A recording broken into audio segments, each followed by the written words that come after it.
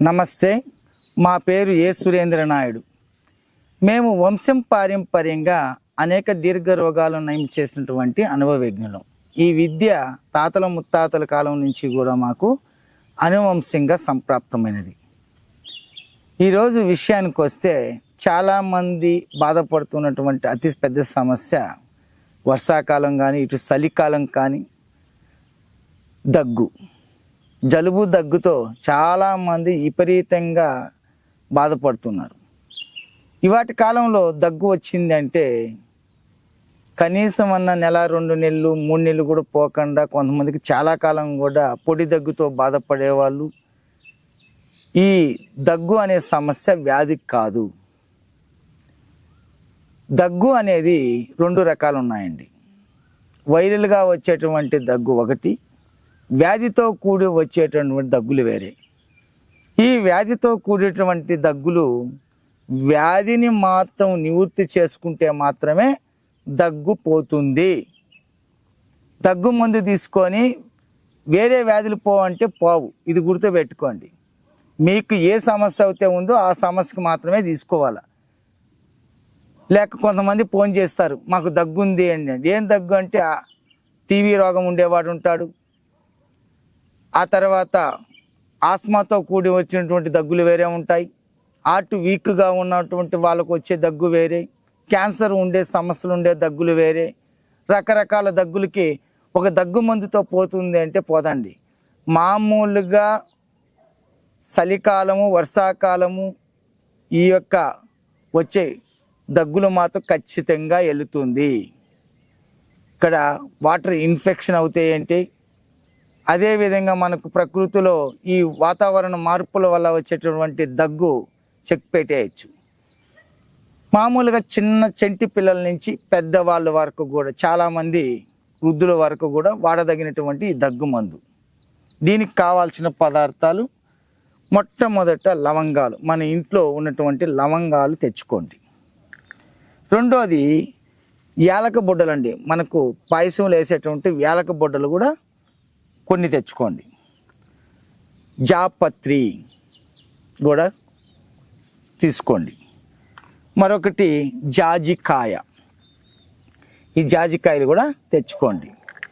మరొకటి ఇక్కడ చూడండి, అన్నిటికన్నా ప్రధానంగా ముఖ్యంగా కావాల్సింది కరక్కాయ. ఈ తల్లి ఉంటే చాలా వరకు కూడా దగ్గును మనం నయం చేసుకోవచ్చు. మరొకటి ఇక్కడ చూడండి, పిప్పళ్ళు అండి. దీన్నే గజి పిప్పళ్ళు అని కూడా అంటాం. ఈ పిప్పళ్ళను కొంత తీసుకోండి. ఇంకొకటి ఏంటంటే ఇక్కడ చూడండి, సొంటి. దీన్ని మనం కొంత తీసుకొని పొడి కొట్టుకోండి. ఈ యొక్క కఫాన్ని, గొంతులో గల్లను కరిగించడానికి సహకరించేటువంటి పచ్చ కరిపోరాన్ని అతి తక్కువ మోతాదుగా తీసుకోండి.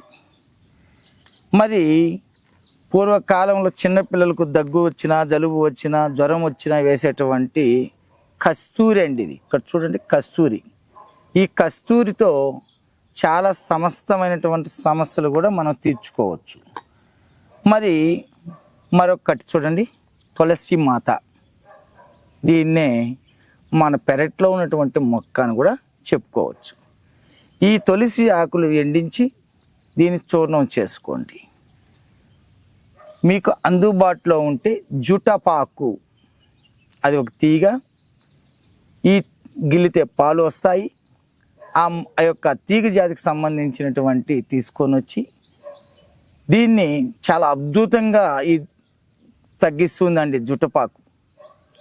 మరి కాకడా సింగ్ అని కూడా మీకు షాపుల్లో దొరుకుతుంది. వీటిని అన్నిటినీ తీసుకొని వచ్చి సమభాగాలుగా ఒక పచ్చ కర్పూరం మాత్రం తక్కువ వేసుకోండి. ఈ కస్తూరి కూడా 1-2 గ్రాములు మాత్రం వేసుకుంటే చాలు. వీటన్నిటిని మెత్తగా కొట్టి వస్త్రగాళితాన్ని చేసుకోండి.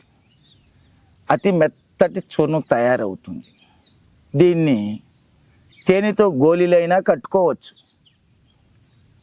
లేకపోతే ఆ యొక్క చూర్ణాన్ని నేలకి మీద పెట్టుకొని వచ్చే లాలాజలంతో కొద్ది కొద్దిగా కడుపులోకి తీసుకుంటూ వచ్చారంటే మీకున్నటువంటి దగ్గు మటిమాయమైపోతుంది అతి త్వరగా కూడా.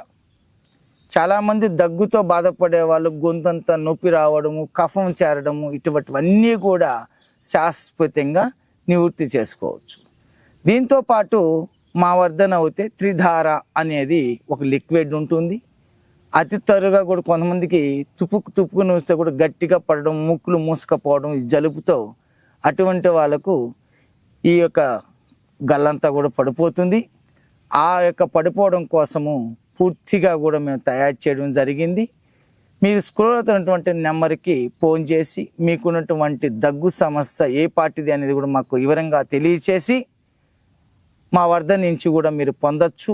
నేరుగా రావాలనుకుంటే స్క్రోల్ అవుతున్నటువంటి చిరునామాకు నేరుగా వచ్చి కూడా మమ్మల్ని కలిసి మీ యొక్క సమస్యను నివృత్తి చేసుకుంటారని కోరుకుంటూ సెలవు తీసుకుంటున్నాను. సర్వే జనం సుఖినో భవంతు. నమస్తే. వీడియో కనుక మీకు నచ్చినట్లయితే లైక్ చేయండి, షేర్ చేయండి. మరిన్ని వీడియోస్ కోసం మా ఛానల్ని సబ్స్క్రైబ్ చేయండి. మీ అభిప్రాయాలు మాకు కామెంట్స్ రూపంలో చెప్పండి. మరిన్ని వీడియోస్ కోసం మా ఛానల్ని సబ్స్క్రైబ్ చేయండి.